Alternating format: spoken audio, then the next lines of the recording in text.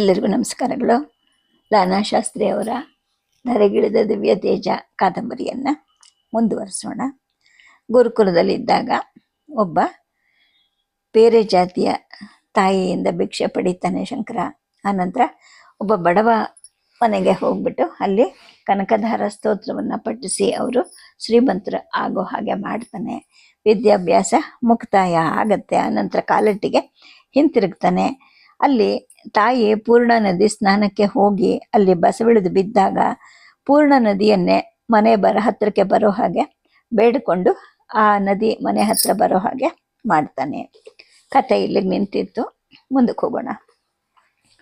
ಈಗ 4-5 ದಿನಗಳಿಂದ ಶಂಕರನ ಮನಸ್ಸಿಗೆ ಏನೋ ಒಂದು ವಿಧವಾದ ಯೋಚನೆ ಬರುತ್ತೆ. ವೇದಾಂತ ದರ್ಶನವನ್ನ ಕ್ರಮವಾಗಿ ಅಧ್ಯಯನ ಮಾಡಬೇಕು, ತತ್ವವಿದರಾದ ಗುರುವಿನಿಂದ ಮಾರ್ಗದರ್ಶನ ಪಡಿಬೇಕು ಅನ್ನೋ ಹಂಬಲ ಹೆಚ್ಚಾಗ್ತಾ ಹೋಗುತ್ತೆ. ಬಿಡುವಿನ ಸಮಯದಲ್ಲಿ ಆತ ಉಪನಿಷತ್ತುಗಳನ್ನು ಓದ್ತಾ ಇರ್ತಾನೆ. ಅನುಮಾನ ಬಂದ ಕಡೆ ಯಾರನ್ನಾದ್ರೂ ಕೇಳ್ತಾ ಇರ್ತಾನೆ. ಆದರೆ ಆತನ ಅನುಮಾನವನ್ನು ಪರಿಹರಿಸೋರು ಅಲ್ಲಿ ಯಾರು ಇರೋದಿಲ್ಲ. ಒಂದು ಮಧ್ಯಾಹ್ನ ಒಬ್ಬನೇ ಕೂತ್ಕೊಂಡು ಬೃಹದಾರಣ್ಯಕೋಪನಿಷತ್ತನ್ನು ಓದ್ತಾ ಇರ್ತಾನೆ. ಮಧುಕಾಂಡದ 4ನೇ ಬ್ರಾಹ್ಮಣವನ್ನು ಆರಂಭಿಸಿರ್ತಾನೆ. ಮಹರ್ಷಿ ಯಾಜ್ಞವಲ್ಕ್ಯರು ಮೈತ್ರೇಯಿಯನ್ನು ಕುರಿತು ಹೇಳ್ತಾರೆ. ಮೈತ್ರೇಯಿ, ನಾನು ಈ ಗೃಹಸ್ಥಾಶ್ರಮವನ್ನು ಬಿಡ್ತಾ ಇದ್ದೀನಿ, ಪರಿವ್ರಾಜಕನಾಗಿ ಹೋಗ್ತೀನಿ. ನನ್ನ ಈ ಅತುಲವಾದ ಐಶ್ವರ್ಯವನ್ನ ನಿನಗೂ ಕಾತ್ಯಾಯನಿಗೂ ಹಂಚಿ ಸನ್ಯಾಸ ಸ್ವೀಕರಿಸಕ್ಕೆ ಹೋಗ್ತಾ ಇದ್ದೀನಿ ಅಂತ ಹೇಳ್ತಾರೆ. ಆಗ ವಿದುಷಿ ವಿವೇಕಿಯಾಗಿದ್ದ ಮೈತ್ರೇಯಿ ಹೇಳ್ತಾಳೆ, ಸ್ವಾಮಿ, ಈ ಐಶ್ವರ್ಯ ಪರಿಪೂರ್ಣವಾದ ಈ ಪೃಥ್ವಿ ಎಲ್ಲವೂ ನನ್ನದೇ ಆಗಿದ್ರೆ ನಾನು ಅದರ ಮುಖಾಂತರ ಅಮೃತಳಾಗ್ತೀನಾ, ಆನಂದ ಪಡಿತೀನಾ ಅಂತ ಕೇಳ್ತಾಳೆ. ಆಗ ಯಾಜ್ಞವಲ್ಕ್ಯರು ಹೇಳ್ತಾರೆ, ಇಲ್ಲ ದೇವಿ, ಹಣದಿಂದ ಸಾಧ್ಯ ಆಗುವಂತಹ ಅಗ್ನಿಹೋತ್ರಾದಿ ಕರ್ಮಗಳಿಂದ ನಿನಗೆ ಲೌಕಿಕ ಸುಖ ಉಪಭೋಗಗಳು ಸಿಕ್ಕಬಹುದು, ಆದರೆ ಅಮೃತತ್ವ ಪರಮ ಆನಂದ ಇದರಿಂದ ದೊರಕೋದಿಲ್ಲ ಅಂತ ಹೇಳ್ತಾರೆ. ಆಗ ಆಕೆ ಕೇಳ್ತಾಳೆ, ಭಗವನ್, ಈ ಐಶ್ವರ್ಯಾದಿಗಳಿಂದ ನಾನು ಅಮೃತತ್ವವನ್ನು ಪಡೆಯೋಕ್ಕೆ ಸಾಧ್ಯ ಇಲ್ಲ ಅನ್ನೋದಾದ್ರೆ ನನಗೆ ಇದರಿಂದ ಏನು ಪ್ರಯೋಜನ ಆಗುತ್ತೆ? ತಾವು ಯಾವುದನ್ನ ಸುಖಕ್ಕೆ ಸಾಧನ ಅಂತ ಅರಿತುಕೊಂಡಿದ್ದೀರೋ ಆ ತತ್ವವನ್ನು ನನಗೆ ತಿಳಿಸ್ಕೊಡಿ ಅಂತ ಕೇಳ್ತಾಳೆ. ಆಗ ಯಾಜ್ಞವಲ್ಕ್ಯರು ಹೇಳ್ತಾರೆ, ಪ್ರಿಯೆ ಮೈತ್ರೇಯಿ, ದ್ರವ್ಯ ಸಾಧ್ಯವಾದ ಕರ್ಮ ಅಮೃತತ್ವಕ್ಕೆ ಸಾಧನ ಅಲ್ಲ. ನೀನು ನನ್ನನ್ನು ಪ್ರಿಯವಾದ ಅಮೃತತ್ವಕ್ಕೆ ಸಾಧನ ಯಾವುದು ಅಂತ ಕೇಳ್ತಾ ಇದೀಯಾ? ಬಾ ಕೂತ್ಕೋ, ನಿನಗೆ ವಿವರಿಸ್ತೀನಿ. ನಾನು ವ್ಯಾಖ್ಯಾನ ಮಾಡುವಾಗ ಏಕಾಗ್ರ ಮನಸ್ಕಳಾಗಿ ಕೇಳು ಅಂತ ಹೇಳ್ತಾರೆ.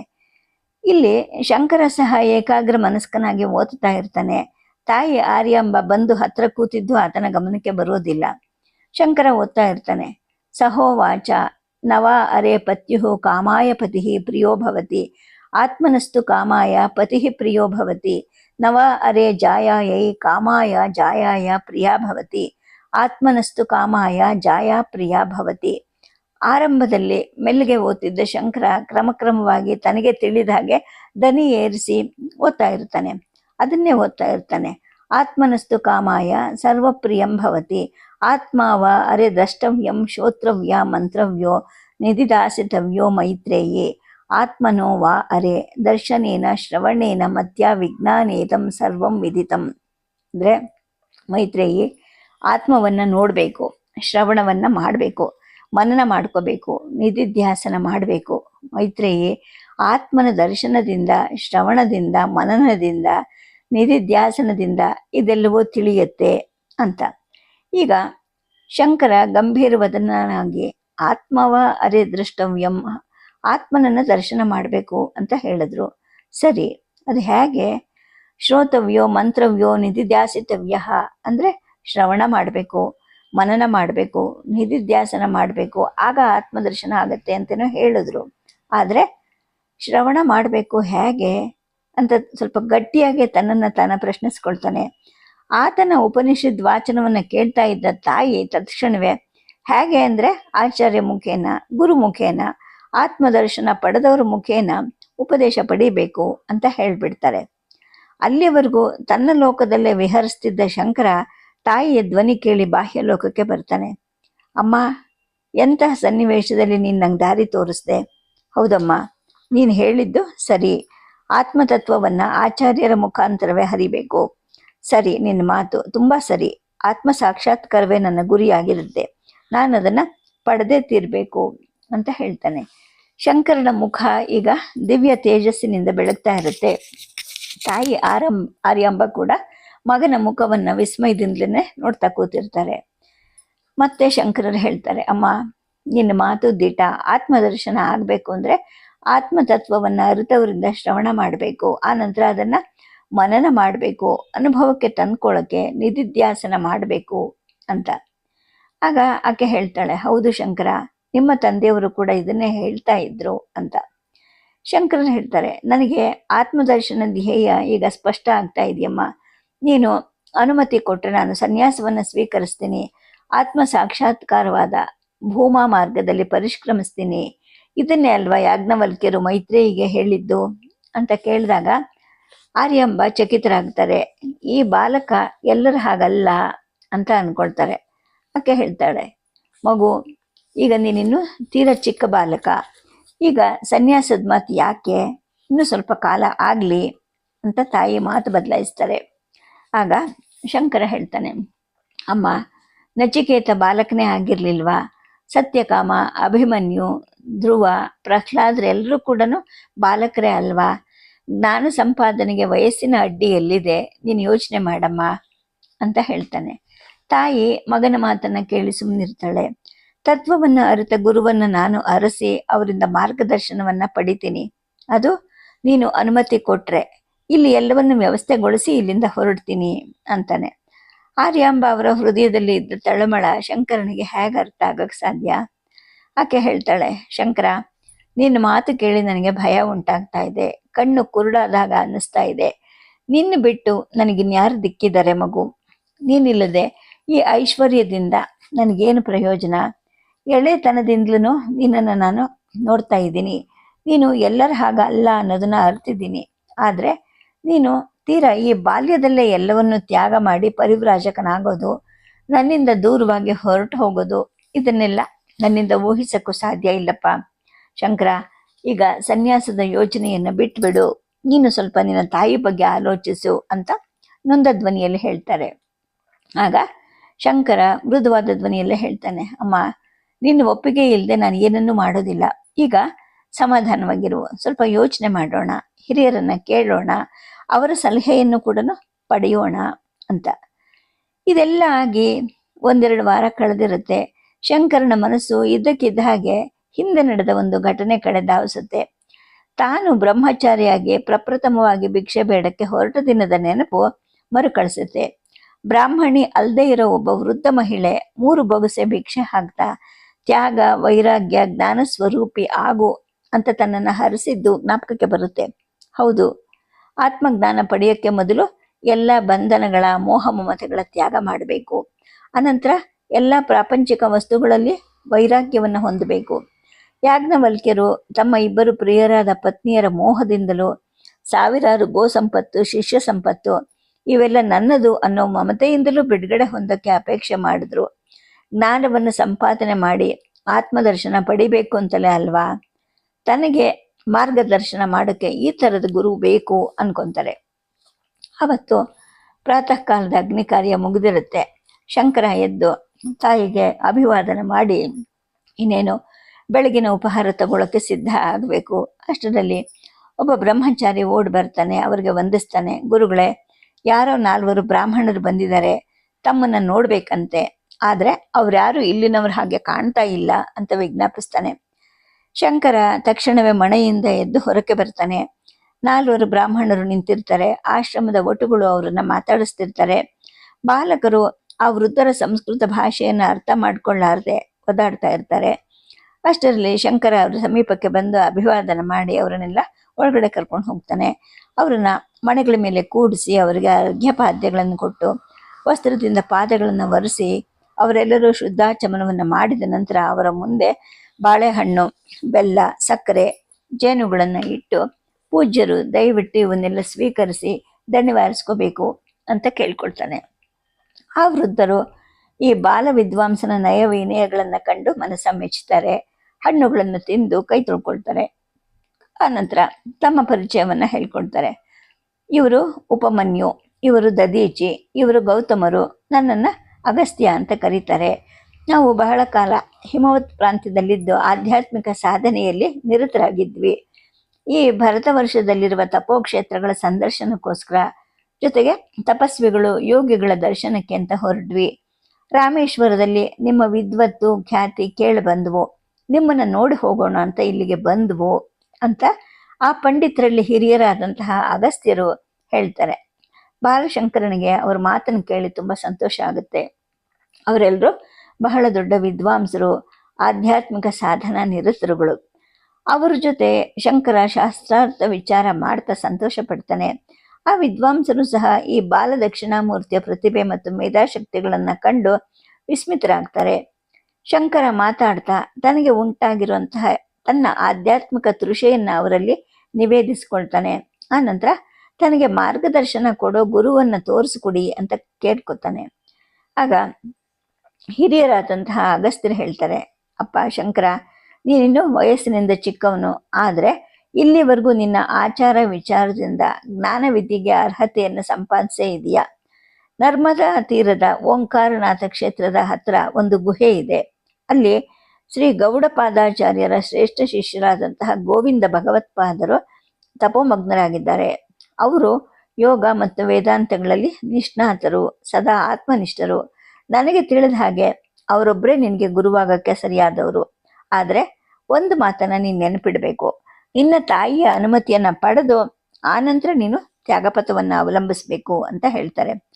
4 ಜನ ವಿದ್ವಾಂಸರು ಗುರುಕುಲದಲ್ಲಿ 1-2 ದಿನ ಉಳ್ಕೊಂಡು ಅಲ್ಲಿಯ ವ್ಯವಸ್ಥೆ, ಕಾರ್ಯವಿಧಾನ ಎಲ್ಲವನ್ನು ಮೆಚ್ಕೊತಾರೆ. ತಾಯಿ ಆರ್ಯಾಂಬ ಅವರ ಅಮೃತ ಹಸ್ತದಿಂದ ಭೋಜನವನ್ನು ಉಂಡು ತೃಪ್ತರಾಗ್ತಾರೆ. ಹೊರಡೋ ದಿನ ಆರ್ಯಾಂಬ ತನ್ನ ಮಗನ ಆಲೋಚನೆಯನ್ನು ಅವರಲ್ಲಿ ಹೇಳಿ ಅದಕ್ಕೆ ಪರ್ಯಾಯವಾಗಿ ಏನಾದರೂ ಹೇಳಬೇಕು ಅಂತ ಕೇಳ್ತಾರೆ. ಆಗ ಆ ವಿದ್ವಾಂಸರು ಹೇಳ್ತಾರೆ, ಅಮ್ಮ, ನೀವು ಬಹಳ ಪುಣ್ಯವಂತರು, ಇಂಥ ಮಗನನ್ನು ಪಡೆದಿದ್ದಕ್ಕೋಸ್ಕರ ನೀವು ಧನ್ಯರಾಗಿದ್ದೀರಾ. ಇವನಿಂದ ಲೋಕೋತ್ತರವಾದ ಕಾರ್ಯಗಳು ಆಗಬೇಕಾಗಿವೆ. ಇವನನ್ನು ಬಲವಂತವಾಗಿ ಲೌಕಿಕ ಬಂಧನಗಳಲ್ಲಿ ಕಟ್ಟಿ ಹಾಕಬೇಡಿ. ಈತನನ್ನು ಆಧ್ಯಾತ್ಮಿಕ ಮಾರ್ಗದಲ್ಲಿ ಹೋಗೋಕ್ಕೆ ನೀವು ಮನಃಪೂರ್ವಕವಾಗಿ ಆಶೀರ್ವಾದ ಮಾಡಿ ಕಳಿಸ್ಕೊಡಿ. ನಿಮ್ಮ ಈ ತ್ಯಾಗವನ್ನು ಜಗತ್ತು ನೆನೆಯುತ್ತೆ. ಈ ಒಬ್ಬ ಮಗನನ್ನು ನೀವು ತ್ಯಾಗ ಮಾಡೋದರಿಂದ ಇಡೀ ಭರತ ವರ್ಷದ ಆಧ್ಯಾತ್ಮಿಕ ಸಾಧಕರ ಸಮೂಹವೇ ನಿಮ್ಮ ಮಕ್ಕಳಾಗಿ ಬಿಡ್ತಾರೆ ಅಂತ ಹೇಳ್ತಾರೆ. ಆರ್ಯಾಂಬಾಗೆ ಒಂದು ರೀತಿಯ ದುಃಖ ಮತ್ತು ಆನಂದ ಎರಡೂ ಆಗುತ್ತೆ. ಅದೇ ಸಮ್ಮಿಶ್ರ ಭಾವದಲ್ಲಿ ವಿದ್ವಾಂಸರನ್ನೆಲ್ಲ ಬೀಳ್ಕೊಡ್ತಾರೆ. ಇದಾದ 1-2 ದಿನದಲ್ಲಿ ಮತ್ತೊಂದು ಅಪೂರ್ವವಾದಂತಹ ಘಟನೆ ನಡೆಯುತ್ತೆ. ಆ ದಿನ ತಾಯಿ ಜೊತೆಗೆ ಮಗ ಕೂಡ ಪೂರ್ಣ ನದಿಗೆ ಸ್ನಾನಕ್ಕೆ ಅಂತ ಹೊರಡ್ತಾನೆ. ಇನ್ನು ನಸುಕು ಮಸುಕಾಗಿರುತ್ತೆ. ಗುರುಕುಲದಲ್ಲಿ ವಿದ್ಯಾರ್ಥಿಗಳು ಒಬ್ಬೊಬ್ಬರಾಗಿ ಹೇಳ್ತಾ ಇರ್ತಾರೆ. ಗೋಶಾಲೆಯಲ್ಲಿ ಕೆಲಸಗಾರರು ಗೋವುಗಳ ಮೈ ತೊಳಿತಾ ಇರ್ತಾರೆ. ತಾಯಿ ಜೊತೆ ನಿತ್ಯ ಬರ್ತಿದ್ದಂತಹ ಸೇವಕಿ ದೇಹಾಲಸ್ಯದಿಂದ ಆ ದಿನ ಬರೋಕ್ಕೆ ಸಾಧ್ಯ ಆಗಿರೋದಿಲ್ಲ. ಶಂಕರನೇ ತಾಯಿ ಜೊತೆಗೆ ಬರ್ತಾನೆ. ತಾಯಿ ನೀರಿಗಿಳಿತಾರೆ. ತಮ್ಮ ಸೀರೆಯನ್ನ ಕಸುಕೊಳ್ತಾರೆ. ತಮ್ಮ ಬಿಂದಿಗೆಯನ್ನ ಚಂಬನ್ನ ತೊಳ್ಕೊಳ್ತಾರೆ. 4-5 ಮುಳುಗು ಹಾಕಿ ಮೈ ತಿಕ್ಕಿಕೊಂಡು ಸ್ನಾನ ಮುಗಿಸಿ ಒದ್ದೆಯನ್ನು ಹಿಂಡಿಕೊಂಡು ಸ್ನಾನಘಟ್ಟದ ಮೇಲೆ ಜಪಕ್ಕೆ ಅಂತ ಕೂತ್ಕೋತಾರೆ. ಶಂಕರ ತಾಯಿ ಸ್ನಾನ ಆಗೋ ಹೊತ್ತಿಗೆ ತಾನು ಸ್ನಾನ ಮುಗಿಸ್ತಾನೆ. ಹೊಳೆಯಲ್ಲೇ ಪ್ರಾತಃ ಸಂಧ್ಯೆಯನ್ನು ಮಾಡ್ತಾನೆ. ತಾನು ಸಹಸ್ರ ಗಾಯತ್ರಿ ಜಪಕ್ಕೆ ಕೂತ್ರೆ ತಡ ಆಗಬಹುದು ಅಂತ 108 ಜಪ ಮಾಡ್ತಾನೆ. ಅವನ ಸಂಧ್ಯಾ ಜಪ ಎಲ್ಲ ಮುಗಿದ್ರೂ ಕೂಡ ತಾಯಿ ಜಪ ಇನ್ನೂ ಮುಗ್ದಿರೋದಿಲ್ಲ. ಇತ್ತೀಚೆಗೆ ಅವರು ಪಂಚಾಕ್ಷರನ್ನು ಜಪಿಸ್ತಾ ಕೂಡಿದ್ರೆ ಅವರಿಗೆ ಬಾಹ್ಯದ ಪರಿವೇನೇ ಇರ್ತಾ ಇರೋದಿಲ್ಲ. ಆ ದಿನವೂ ಹಾಗೆ ಆಗತ್ತೆ. ಸುಮ್ಮನೆ ಕೂತಿರ್ಲಾರ್ದೆ ಶಂಕರ ವೇಗವಾಗಿ ಕೈ ಬೀಸ್ತಾ ನೀರಲ್ಲಿ ತೇಲ್ತಾನೆ. ಆಚೆ ದಡವನ್ನು ಮುಟ್ತಾನೆ. ಇನ್ನೇನು ಹಿಂತಿರುಗಬೇಕು ಅಷ್ಟರಲ್ಲಿ ಆತನ ಕಾಲನ್ನು ಎಳೆದ ಹಾಗಾಗತ್ತೆ. ಶಂಕರ ತನ್ನ ಬಲವನ್ನೆಲ್ಲ ಬಿಟ್ಟು ಎಳೆದ್ರೂ ಕೂಡ ಕಾಲನ್ನು ಬಿಡಿಸ್ಕೊಳ್ಳೋಕೆ ಆಗೋದಿಲ್ಲ. ದಣಿವು ಆಯಾಸಗಳು ಮುಖದಲ್ಲಿ ಕಾಣುತ್ತವೆ. ತಾಯಿ ಇವನ್ ಯಾಕಲ್ಲಿ ಒದ್ದಾಡ್ತಾ ಇದ್ದಾನೆ ಅಂತ ಗಾಬರಿಯಿಂದ ನೋಡ್ತಾರೆ. ಶಂಕರ, ಏನಪ್ಪ ಬೇಗ ಬಾ ಅಂತಾರೆ. ಬೇಗ ಬರೋದೆಲ್ಲಿ, ಮೊಸಳೆ ಬಾಯಲ್ಲಿ ಕಾಲು ಸಿಕ್ಕಿರುವಾಗ ಅದರಿಂದ ಬಿಡಿಸ್ಕೊಳ್ಳೋಕೆ ಸುಲಭನಾ, ಸಾಧ್ಯನಾ? ತಕ್ಷಣವೇ ಶಂಕರನಿಗೆ ತನ್ನ ಪರಿಸ್ಥಿತಿ ಅರಿವಾಗತ್ತೆ. ಅಮ್ಮ, ಮೊಸಳೆ ನನ್ನ ಕಾಲನ್ನು ಹಿಡ್ಕೊಂಡಿದೆ, ಬಿಡಿಸ್ಕೊಳ್ಳೋಕೆ ಸಾಧ್ಯ ಆಗ್ತಾ ಇಲ್ಲ ಅಂತ ಕೂಗ್ತಾನೆ. ತಾಯಿ ಭಯದಿಂದ ಅಯ್ಯೋ ಇನ್ನೇನು ಗತಿ ಅಂತ ಕೂಗ್ಕೊಂತಾರೆ. ಅವರ ಹತ್ರ ಇದ್ದಂತಹ ಕೆಲವರು ಬಾಲಕರು ಅಂಬಿಗರನ್ನ ಕರ್ಕೊಂಡು ಬರೋಕ್ಕೆ ಗ್ರಾಮದ ಕಡೆಗೆ ಓಡ್ತಾರೆ. ಶಿವ ಶಿವ ಅಂತ ಆರ್ಯಾಂಬ ಕಣ್ಣೀರ್ಗರಿಯಕ್ಕೆ ಶುರು ಮಾಡ್ತಾರೆ. ಆದರೆ ಶಂಕರ ಸ್ವಲ್ಪನೂ ಭೀತನಾಗೋದಿಲ್ಲ. ಇದೇ ನನ್ನ ಅಂತಿಮ ಕ್ಷಣ ಆಗಬಹುದು. ಈಗ ಆತುರ ಸನ್ಯಾಸವನ್ನಾದರೂ ಸ್ವೀಕರಿಸಿ ಸಮಾಧಾನದಿಂದ ಈ ಶರೀರ ತ್ಯಾಗ ಮಾಡಬಹುದು ಅಂತ ಯೋಚನೆ ಮಾಡ್ತಾನೆ. ಕ್ಷಣ ಕ್ಷಣಕ್ಕೂ ಶರೀರವನ್ನ ಮೊಸಳೆ ಒಳಕ್ಕೆ ಎಳಿತಾ ಇರುತ್ತೆ. ಶಂಕರ ಹೇಳ್ತಾನೆ, ಅಮ್ಮ, ಇನ್ನು ಒಂದೆರಡು ಕ್ಷಣದಲ್ಲಿ ಈ ಶರೀರವನ್ನ ಮೊಸಳೆ ನೀರಿನ ಒಳಗೆ ಎಳ್ಕೊಂಡು ಬಿಡುತ್ತೆ. ಈಗ ಆತುರ ಸನ್ಯಾಸಕ್ಕಾದ್ರೂ ಅಪ್ಪಣೆ ಕೊಡಮ್ಮ ಅಂತ ಬೇಡ್ಕೊಳ್ತಾನೆ. ಆಗ ಯೋಚನೆ ಮಾಡೋಕ್ಕೆ ಸಮಯ ಎಲ್ಲಿದೆ? ಆರ್ಯಾಂಬ ಮನಸ್ಸನ್ನ ಸಮಾಧಾನಗೊಳಿಸ್ಕೊಳ್ತಾರೆ. ಶಿವನಾರಾಯಣ ನಾಮಸ್ಮರಣೆ ಮಾಡ್ತಾ, ಅಪ್ಪ ಶಂಕರ, ನಿನಗೆ ಸನ್ಯಾಸಕ್ಕೆ ನನ್ನ ಮನಃಪೂರ್ವಕವಾಗಿ ಸಮ್ಮತಿಯನ್ನು ಕೊಟ್ಟಿದ್ದೀನಿ ಅಂತ ಘೋಷಿಸ್ತಾರೆ. ಏಕೆಂದ್ರೆ ಆಕೆಗೂ ಸಾಕಷ್ಟು ಶಾಸ್ತ್ರ ತಿಳಿದಿತ್ತು. ಅವರ ಧ್ವನಿಯಲ್ಲಿ ನಡುಕ ಇರುತ್ತೆ, ಕಣ್ಣಲ್ಲಿ ಕಣ್ಣೀರು ತುಂಬಿರುತ್ತೆ. ಅದೇ ಕ್ಷಣದಲ್ಲಿ ಆ ಕಡೆ ಸೂರ್ಯ ಉದಯಿಸ್ತಾ ಇರ್ತಾನೆ. ಶಂಕರ ದೀರ್ಘವಾದ ತನ್ನ ಎರಡು ಬಾಹುಗಳನ್ನು ಮೇಲಕ್ಕೆತ್ತಿ, ಓಂ ಭೂಹು ಸಂನ್ಯಸ್ತಮ್ಮಯ, ಓಂ ಭುವಃ ಸಂನ್ಯಸ್ತಮ್ಮಯ, ಓಂ ಭೂರ್ಭುವಸ್ವಃ ಸಂನ್ಯಸ್ತಮ್ಮಯ, ಅಭಯಂ ಸರ್ವಭೂತೇಭ್ಯ ಅಂತ ಉದ್ಘೋಷಣೆ ಮಾಡ್ತಾ ಪೂರ್ಣ ನದಿಯಲ್ಲಿ ಉಟ್ಟ ಸ್ನಾನದ ಪಂಚೆಯನ್ನು ತೇಲಿಬಿಡ್ತಾನೆ. ಯಜ್ಞೋಪವೀತನು ಕೂಡ ಪ್ರವಾಹದ ರಭಸಕ್ಕೆ ಕಳಚಿಕೊಂಡು ತೇಲಿ ಹೋಗುತ್ತೆ. ಕೌಪಿ ನದುವಿನ ಆತನ ಮೈ ಮೇಲೆ ಏನೂ ಇರೋದಿಲ್ಲ. ಶಂಕರರು ಈಗ ಶಂಕರಾಚಾರ್ಯರು ಆಗ್ತಾ ಇರುವಾಗ್ಲೇನೆ 10 ಜನ ಅಂಬಿಗರು ನದಿಯ ಎರಡು ಪಕ್ಕಗಳಿಂದ ಈಜು ಬರ್ತಾರೆ. ಬಲ್ಲೆ ಈಟಿಗಳಿಂದ ಮೊಸಳೆಯನ್ನ ತಿವಿತಾರೆ. ಅದು ತನಗಾದ 10 ಗಾಯಗಳಿಂದ ನೋವು ತಡಿಲಾರದೆ ಶಂಕರರ ಕಾಲನ್ನ ಬಿಟ್ಟು ತೇಲಿ ಹೋಗುತ್ತೆ. ಶಂಕರರು ನಿಧಾನವಾಗಿ ಈಜುಕೊಂಡು ಇತ್ತ ಕಡೆ ಬರ್ತಾರೆ. ತಾಯಿ ಪಾದಕ್ಕೆ ನಮಸ್ಕಾರ ಮಾಡ್ತಾರೆ. ಅಮ್ಮ, ನಿನ್ನ ಅಪ್ಪಣೆ ಹಾಗೆ ನಾನು ಇವತ್ತಿನಿಂದ ಸನ್ಯಾಸಿ ಆಗಿದ್ದೀನಿ. ಇಂದಿನಿಂದ ನಾನು ಮನೆಯಲ್ಲಿರೋ ಹಾಗಿಲ್ಲ. ಈ ದಿನ ಶ್ರೀಕೃಷ್ಣನ ದೇವಾಲಯದಲ್ಲಿದ್ದು ಅನಂತರ ನನ್ನ ಗುರುವಿಗಾಗಿ ಅನ್ವೇಷಣೆಯನ್ನು ಪ್ರಾರಂಭಿಸ್ತೀನಿ ಅಂತಾರೆ. ತಾಯಿಗೆ ಒಂದು ಕಡೆ ಸಂತೋಷ, ಮತ್ತೊಂದು ಕಡೆ ದುಃಖ. ಹೊಳೆ ಬದಿಯಲ್ಲಿ ಇದ್ದವ್ರಿಗೂ ಕೂಡ ಆಶ್ಚರ್ಯ. ಈ ಬಾಲ ವಿದ್ವಾಂಸ ಇಷ್ಟು ಬೇಗ ಸನ್ಯಾಸಿ ಆದ್ನಲ್ಲ ಅನ್ನೋ ಒಂದು ವಿಸ್ಮಯ. ತಾಯಿ ಆರ್ಯಾಂಬ ಹೇಳ್ತಾಳೆ, ಅಪ್ಪ ಶಂಕರ, ಇದೆಲ್ಲ ಭಗವಂತನ ಲೀಲೆ. ಇಚ್ಛೆ ಅನ್ನೋದು ಅವನದು. ನನಗೀಗ ಎಲ್ಲ ಸ್ಪಷ್ಟ ಆಗ್ತಾ ಇದೆ. ನೀನು 3 ದಿನದ ಮಟ್ಟಿಗಾದರೂ ಇಲ್ಲೇ ಇರು. ನೀನು ಏಕಾಂಗಿಯಾಗಿ ಹೋಗೋದನ್ನ ನಾನು ಒಪ್ಪೋದಿಲ್ಲ. ನಿನ್ನ ಜೊತೆಗೆ ಒಬ್ಬಿಬ್ಬರು ಅನುಚರರನ್ನ ಕಳಿಸ್ತೀನಿ. ಈ ದಿನದ ಭಿಕ್ಷೆ ಮಾತೃಹಸ್ತದಿಂದಲೇ ಆಗಲಿ. ಭಿಕ್ಷಾ ಕಾಲಕ್ಕೆ ಬ್ರಹ್ಮಚಾರಿಗಳನ್ನ ಕಳಿಸ್ತೀನಿ. ಗುರುಕುಲಕ್ಕೆ ಬಂದುಬಿಡು ಅಂತ ಹೇಳ್ತಾರೆ. ಶಂಕರರು ಕೃಷ್ಣ ದೇವಾಲಯದ ಕಡೆಗೆ ಹೊರಡ್ತಾರೆ. ಆರ್ಯಾಂಬ ಮನೆ ಕಡೆ ಹೊರಡ್ತಾರೆ. ಆ ದಿನ ಕಾಲಟಿಯಲ್ಲೆಲ್ಲ ಕಡೆನೂ ಕೋಲಾಹಲ. ಬಾಲಶಂಕರ ಸನ್ಯಾಸ ಸ್ವೀಕರಿಸಿದ ಸುದ್ದಿ ಹರಡಿರುತ್ತೆ. ಬಹಳ ಜನ ಕೃಷ್ಣ ದೇವಾಲಯಕ್ಕೆ ಬರ್ತಾರೆ, ಶಂಕರರ ದರ್ಶನವನ್ನು ಮಾಡ್ತಾರೆ. ಹಿರಿಯರಾದ ಕೆಲವರು ಈ ಆತುರ ಸನ್ಯಾಸವನ್ನ ಆಕ್ಷೇಪಣೆ ಮಾಡ್ತಾರೆ. ಕೆಲವರು ಸನ್ಯಾಸವೇ ಕಲಿವರ್ಜ್ಯ ಅಂತ ಹೇಳ್ತಾರೆ. ಮತ್ತೆ ಕೆಲವರು ಗೃಹಸ್ಥಾಶ್ರಮ, ವಾನಪ್ರಸ್ಥಾಶ್ರಮಗಳಾದ ನಂತರವೇ ಮುಪ್ಪಿನಲ್ಲಿ ಸನ್ಯಾಸ ತಗೊಳ್ಳೋದು ಸೂಕ್ತವಾದದ್ದು ಅಂತ ಹೇಳ್ತಾರೆ. ಮತ್ತು ಕೆಲವರು ಕರ್ಮ ಮಾಡಲಾಗದ ಕುಂಟ, ಹೆಳವ, ಕುರುಡ ಇಂಥವ್ರು ಮಾತ್ರ ಸನ್ಯಾಸ ತಗೋಬಹುದು ಅಂತಾರೆ. ಆದರೆ ಜನ್ಮತಃ ಸಹಜವಾದಂತಹ ವೈರಾಗ್ಯ, ಜ್ಞಾನಪ್ರಾಪ್ತಿಯನ್ನು ಪಡೆದವರು ಈ ಶಂಕರರು. ಅವರೆಲ್ಲರನ್ನು ಸಮಾಧಾನ ಪಡಿಸ್ತಾ ತಾವು ಸನ್ಯಾಸ ತಗೊಳ್ಬೇಕು ಅನ್ನೋದು ಬಲವಾದ ಪ್ರೇರಣೆಯನ್ನು ಹೊಂದಿದ್ದು ತಮ್ಮ ಜೀವನದ ಧ್ಯೇಯ. ಅದಕ್ಕೆ ತಕ್ಕ ಹಾಗೆ ಮೊಸಳೆ ತಮ್ಮನ್ನ ಹಿಡಿತು. ಈಗ ಅನ್ಯಥಾ ಮಾರ್ಗವಿಲ್ಲದೆ ಆಪತ್ ಸನ್ಯಾಸವನ್ನ ಸ್ವೀಕರಿಸಿದ್ದು ಎಲ್ಲವನ್ನು ಜನಗಳಿಗೆ ವಿವರಿಸ್ತಾರೆ. ಸನ್ಯಾಸಾಶ್ರಮ ಅನ್ನೋದು ಅತ್ಯಂತ ಶ್ರೇಷ್ಠವಾದದ್ದು. ಅದು ತಾನಾಗೆ ನನಗೆ ಪ್ರಾಪ್ತವಾಗಿದೆ. ನಾನು ಅದನ್ನ ವಿನಯದಿಂದಲೇ ಒಪ್ಕೊಂಡಿದ್ದೀನಿ ಅಂತ ಹೇಳ್ತಾರೆ. ಅಲ್ಲಿದ್ದವರೆಲ್ಲರೂ ಸುಮ್ಮನಾಗ್ತಾರೆ. ಆದರೆ ಒಂದಿಬ್ರು ಕರ್ಮವಾದಿಗಳಿಗೆ, ಕರ್ಮವನ್ನ ಪಾಲಿಸೋ ಅಂಥವ್ರಿಗೆ ಅವರ ಮಾತು ಸಮಾಧಾನವನ್ನ ಕೊಡೋದಿಲ್ಲ. ಆ ದಿನ ತಾಯಿಯಿಂದಲೇ ಶಂಕರರು ಭಿಕ್ಷೆ ಸ್ವೀಕರಿಸ್ತಾರೆ. ಮಾರನೇ ದಿನ ಮತ್ತು ಅದರ ಮಾರನೇ ದಿನವೂ ಕೂಡ ತಾಯಿಯಿಂದಲೇ ಭಿಕ್ಷೆ ಸ್ವೀಕರಿಸ್ತಾರೆ. 3ನೇ ದಿನ ಮಧ್ಯಾಹ್ನದ ಭಿಕ್ಷೆಯ ನಂತರ ಪ್ರಯಾಣ ಸನ್ನದ್ಧರಾಗ್ತಾರೆ. ಶಂಕರರಿಗೆ ಅತಿ ಅವಶ್ಯಕವಾದಂತಹ ಓಲೆಯ ಗ್ರಂಥಗಳು, 1-2 ವಸ್ತ್ರಗಳು ಇವುಗಳನ್ನ ಸಿದ್ಧಪಡಿಸಲಾಗತ್ತೆ. ಗುರುಕುಲದ ಹಿರಿಯ ವಿದ್ಯಾರ್ಥಿಗಳಾದಂತಹ ಪರಮೇಶ್ವರ, ನಾರಾಯಣ, ಸದಾಶಿವ ಇವ್ರ ಜೊತೆಗೆ ಶಂಕರರು ಹೊರಡೋದು ಅಂತ ನಿಶ್ಚಯ ಆಗುತ್ತೆ. ಗೋವಿಂದ ಆರ್ಯಾಂಬ ಅವರನ್ನ ನೋಡ್ಕೊಳ್ತಾ ಗುರುಕುಲವನ್ನು ನಡೆಸ್ಕೊಂಡು ಹೋಗ್ಬೇಕು ಅನ್ನೋ ನಿರ್ಧಾರವೂ ಆಗತ್ತೆ. ಈ ವಿಚಾರವನ್ನೆಲ್ಲ ತಿಳಿದಂತಹ ಆ ಸೀಮೆಯ ರಾಜ ಪಲ್ಲಕ್ಕಿಯನ್ನ, ಬೋವೆಗಳನ್ನ ಕಳಿಸ್ತಾನೆ. ಆದರೆ ಶಂಕರರು ಒಪ್ಪೋದಿಲ್ಲ. ನಾನು ಗುರುವಿನ ಅನ್ವೇಷಣೆಗೆ ಅಂತ ಹೊರಡ್ತಾ ಇರೋದು. ವಾಹನದಲ್ಲಿ ಪ್ರಯಾಣ ಮಾಡೋದು ವಿನಯ ಅಲ್ಲ, ಸಮಂಜಸವೂ ಅಲ್ಲ. ನಾನು ನಡೆದು ಹೋಗ್ತೀನಿ ಅಂತ ಹೇಳಿಬಿಟ್ಟು ರಾಜ ಕಳಿಸಿದ್ದ ಪಲ್ಲಕ್ಕಿಯನ್ನ ಹಿಂದಕ್ಕೆ ಕಳಿಸ್ತಾರೆ. ತಾಯಿ ದರ್ಶನ ಮಾಡಿ ಆಕೆ ಪಾದಗಳಿಗೆ ನಮಸ್ಕಾರ ಮಾಡ್ತಾರೆ. ಆರ್ಯಾಂಬ ಈ 3 ದಿನಗಳಲ್ಲಿ ತುಂಬಾ ಕುಗ್ಗಿ ಹೋಗಿರ್ತಾರೆ. ಅವರ ದುಃಖ ಅವ್ರಿಗೆ ಗೊತ್ತು. ಏಕೆಂದ್ರೆ ಆತ ಏಕಮಾತ್ರ ಪುತ್ರ, ಅವನನ್ನು ಬಿಟ್ಟು ಕೊಡೋದು ಅಂದ್ರೆ ಸುಲಭನ? ಶಂಕರರು ಹೇಳ್ತಾರೆ, ಅಮ್ಮ, ಈ ಗುರುಕುಲದ ವ್ಯವಸ್ಥೆಯನ್ನು ನಾನು ಮಾಡಿದ್ದೀನಿ, ನನ್ನ ಬದಲಿಗೆ ಗೋವಿಂದ ಇದ್ದಾನೆ. ನಮ್ಮ ಈ ಮನೆತನಕ್ಕೆ ಸೇರಿದ ಬಂಧುಗಳು ಕೂಡ ಇದನ್ನೆಲ್ಲ ಸರಿಯಾಗಿ ನಿರ್ವಹಣೆ ಮಾಡ್ತಾರೆ. ನೀವು ಚಿಂತೆ ಮಾಡಬಾರ್ದು, ಕಣ್ಣೀರಿಡಬಾರ್ದು. ಸದಾಶಿವನ ಧ್ಯಾನವನ್ನ ಮಾಡ್ತಾ ಇರಿ. ತಾವು ಶಾಂತಿ ಸಮಾಧಾನದಿಂದ ಇದ್ರೆ ನನ್ನ ಸಾಧನೆಗೆ ಯಶಸ್ಸು ದೊರೆಯುತ್ತೆ. ನೀವು ನೆನೆಸ್ಕೊಂಡಾಗ ನಾನು ಎಲ್ಲಿದ್ರೂ ಸರಿ ಬಂದು ನಿಮ್ಮ ದರ್ಶನ ಪಡಿತೀನಿ ಅಂತ ಹೇಳ್ತಾರೆ. ಆಗ ಮ್ಲಾನವದರಾದಂತಹ ತಾಯಿ ಹೇಳ್ತಾರೆ, ಶಂಕರ, ನೀನು ಮಹತ್ ಸಾಧನೆಯಿಂದ ಮಹತ್ ಧ್ಯೇಯದಿಂದ ಪ್ರೇರಿತನಾಗಿ ಹೊರಟಿದ್ಯಾ, ನಾನು ಅಡ್ಡಿ ಮಾಡೋದಿಲ್ಲ. ಆದರೆ ನನ್ನದೊಂದು ಆಸೆ ಇದೆ ಮಗು, ಅದನ್ನು ನಾನು ಬಿಡಲಾರದೆ ತೊಳಲಾಡ್ತಾ ಇದ್ದೀನಿ ಅಂತಾರೆ. ಶಂಕರರು ಹೇಳ್ತಾರೆ, ಅಮ್ಮ, ನಿಮ್ಮ ಆಸೆ ಏನು ಅಂತ ತಿಳಿಸಿ, ಅದನ್ನು ಖಂಡಿತವಾಗಿ ನಾನು ಶಿರಸ ವಹಿಸಿ ನಡೆಸ್ಕೊಡ್ತೀನಿ ಅಂತ. ಆಗ ತಾಯಿ ಹೇಳ್ತಾರೆ, ಮಗು, ನನ್ನ ಅಂತಿಮ ಕಾಲದಲ್ಲಿ ನೀನು ನನ್ನ ಬಳಿಯಲ್ಲೇ ಇರಬೇಕು. ನಿನ್ನ ಕೈಗಳಿಂದಲೇ ಈ ಶರೀರಕ್ಕೆ ಅಂತ್ಯ ಸಂಸ್ಕಾರ ಆಗಬೇಕು ಅಂತಾರೆ.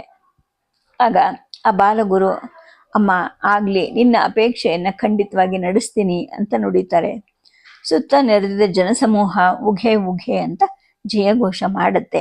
ಆದರೆ ಒಂದಿಬ್ರು ಕರ್ಮವಾದಿಗಳು ಹೇಳ್ತಾರೆ, ಕರ್ಮವನ್ನೆಲ್ಲ ಬಿಟ್ಟಿದ್ದಾನೆ, ಸನ್ಯಾಸಿಯಾಗಿದ್ದಾನೆ, ತಾನೇ ಸಂಸ್ಕಾರ ಮಾಡ್ತಾನಂತೆ, ಏನು ಮಾತಿದು ಅಂತ ತಮ್ಮಲ್ಲೇ ಗೊಣಕೊಳ್ತಾರೆ. ತಾಯಿ ಪಾದಕ್ಕೆ ಮತ್ತೊಮ್ಮೆ ದೀರ್ಘದಂಡ ಪ್ರಣಾಮವನ್ನು ಸಲ್ಲಿಸಿ ಶಂಕರರು ಉತ್ತರಾಪಥವಾಗಿ ತಮ್ಮ ಅನುಚರರ ಜೊತೆಗೆ ಪ್ರಯಾಣ ಹೊರಡ್ತಾರೆ. ಆರ್ಯಾಂಬ ಬಾಗಿಲ ಬಳಿಯ ನಿಂತು ನೋಡ್ತಾ ಇರ್ತಾರೆ ಮಗ ಹೋಗೋದನ್ನ. ಅಗ್ರಹಾರದ ಜನವೆಲ್ಲ ಸ್ವಲ್ಪ ದೂರದವರೆಗೂ ನಡೆದು ಈ ಶಂಕರಾಯತಿಯನ್ನ ಬೀಳ್ಕೊಡ್ತಾರೆ.